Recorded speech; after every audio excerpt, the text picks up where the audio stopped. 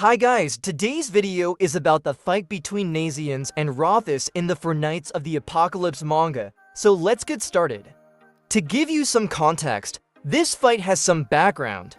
In the previous match of the same tournament, and was unfairly defeated by Diodora just when she was about to win. This happened due to Rothes and Turret's interference, as they summoned an invisible purgatory beast to brutally attack her and save Diodora from losing. Now, onto the fight itself. Rothes advances confidently, stating he wants to finish quickly so he can check on Diodora. Nasiens takes a defensive stance and successfully blocks Rothes' sword attack.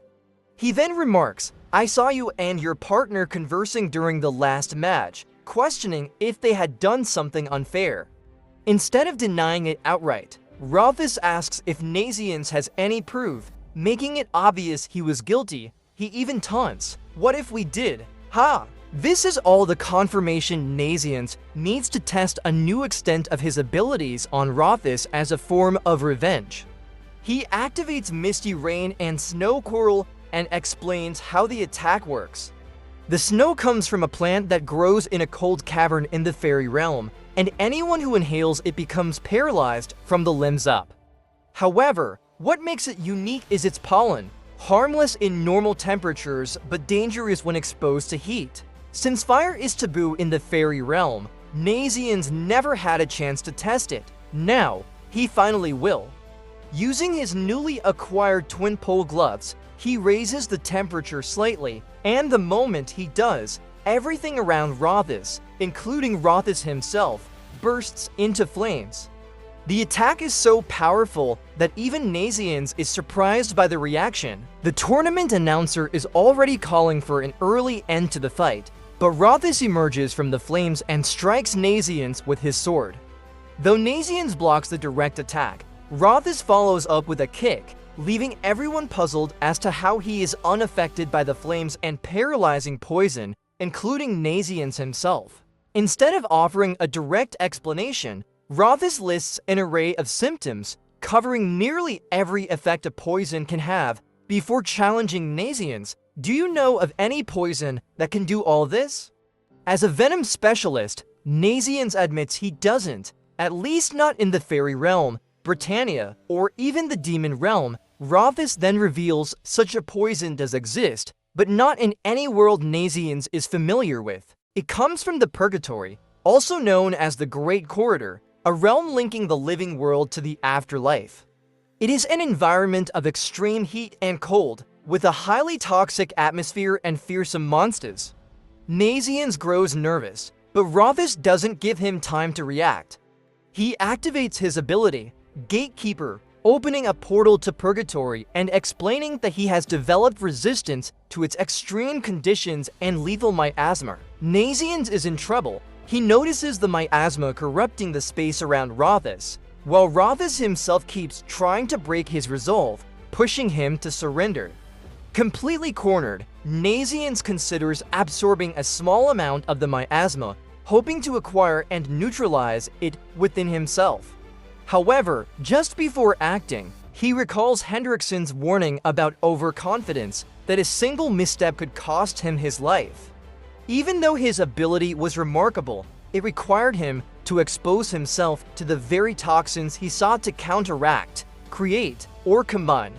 And while he had only ever ingested small amounts, some venoms could be lethal even in tiny doses.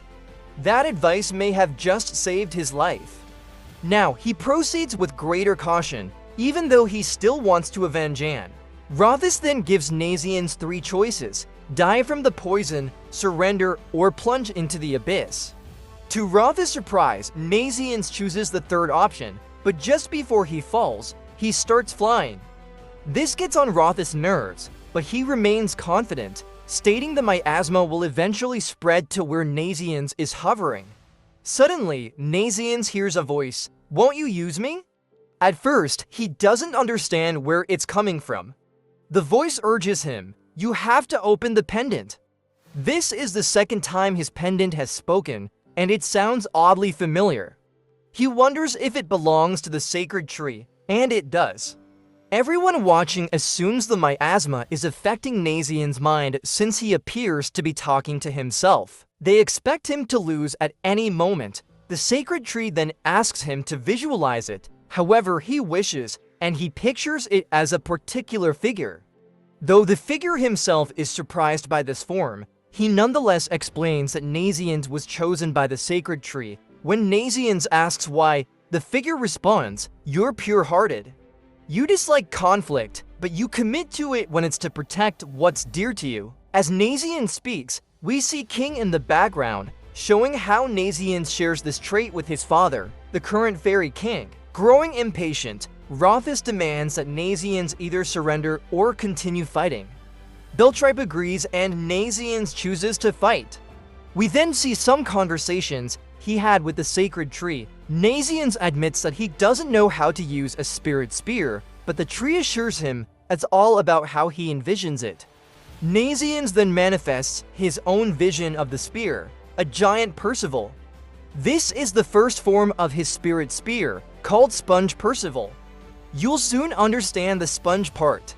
He hurls it at Rothes, who dodges, but the sponge Percival begins absorbing the miasma. Nasiens explains that he'll turn all that collected miasma into energy and use it to wipe out the corruption at its source. With this power, he strengthens the second form of his spirit spear and launches it at the purgatory portal, destroying it completely. As the fight ends, he appears in front of Rothes with his sword pointed at him, winning the battle. What seemed like his worst matchup ended up helping him grow the most. He also showed good judgment by choosing not to absorb the miasma directly, avoiding a huge risk. So if you liked the video, don't forget to leave a like and subscribe, and that was it for today.